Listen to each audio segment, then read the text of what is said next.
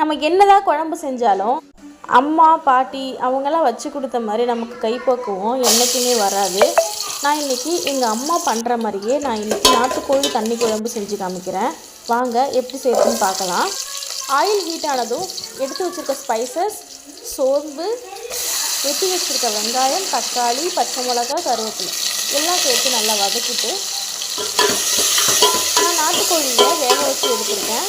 வேக வைக்கும் போது இஞ்சி பூண்டு பேஸ்ட்டு, பெப்பர், உப்பு, மஞ்சள்தூள் எல்லாம் சேர்த்து நான் வேக வச்சு எடுத்துக்கிட்டேன்.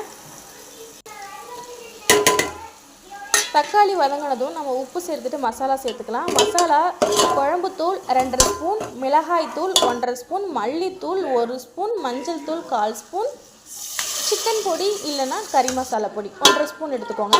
எடுத்து நல்லா போட்டுட்டு மசாலாவை மிக்ஸ் பண்ணி விட்டுட்டு வேக வச்சுருக்க நாட்டுக்கோழி எடுத்து நம்ம அதில் சேர்த்து நல்லா மிக்ஸ் பண்ணி விட்டுக்கலாம்.